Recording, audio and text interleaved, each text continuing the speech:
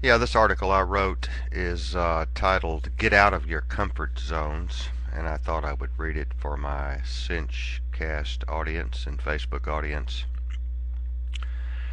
We get up in the morning, we brush our teeth, take a shower, comb our hair, get dressed, eat breakfast, get in the car, and head off to work.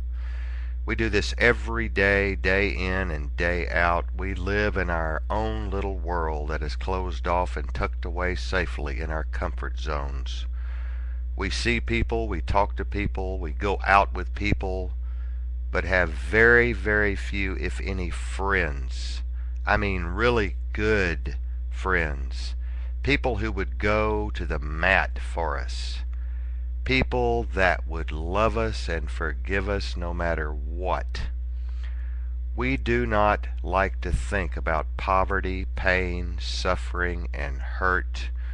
We have closed ourselves off from those who really, really need us.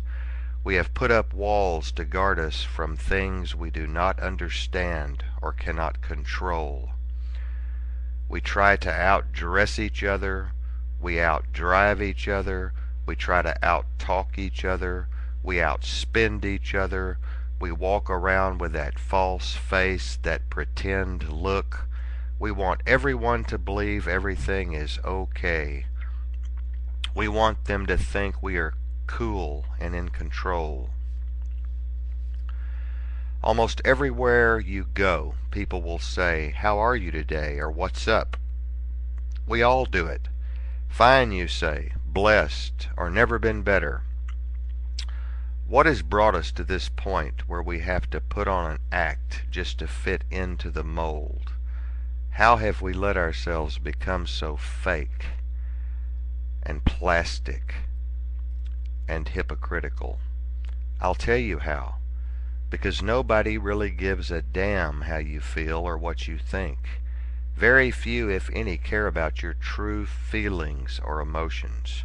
They could care less if you are almost homeless or starving to death, because everyone, or almost everyone, lives in their own little comfortable world, hidden behind a mountain of bullshit, depression, worries, and woe, and they do not have the patience or capacity to add your problems to their list. We have become a cold, hard, and calloused people. We have lost the true meaning of love, forgiveness, kindness, discernment, and empathy. We are slowly sinking into the abyss of darkness and despair. Turning our backs on each other seems to be easier than trying to help each other.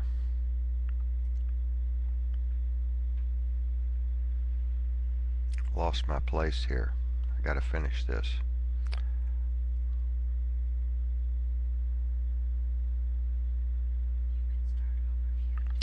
Telling everyone you are okay when you are not has become the norm. Those that do cry out for help are lost in the shuffle.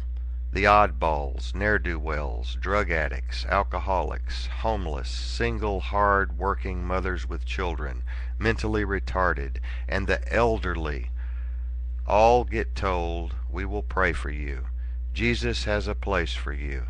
There is a reason for everything. The poor will always be with us," and a mountain of other bullshit.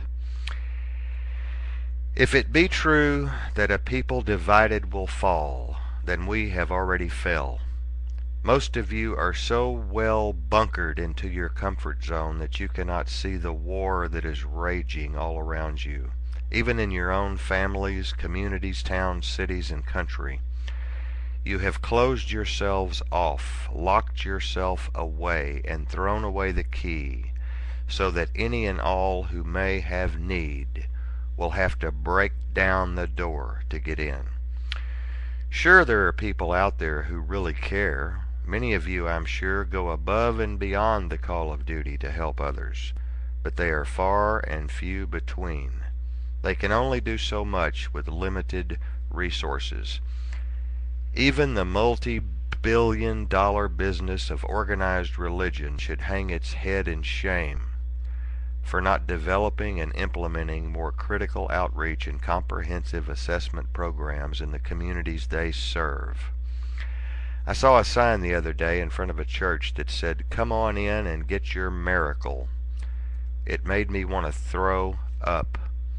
Have we reduced the importance and significance of miracles to letters on a marquee? Why don't we roll up our sleeves and get out there and do some real work and let God handle the miracles? Churches need to expand their imagination and start developing projects and programs that focus on human development, education, and training. They need to put their money where their mouth is. Yes, I know that there are wonderful churches out there doing great work and helping a multitude of people, but that is not enough. We must do more. We must work harder, think faster, plan together, and work to create a network of support for those in need. We must get out of our comfort zones and see for ourselves the war that is raging around us. We must know that there are others like us who would take our hands and form an unbreakable chain that would bind us together and strengthen us in our mission and sustain us in our time of need.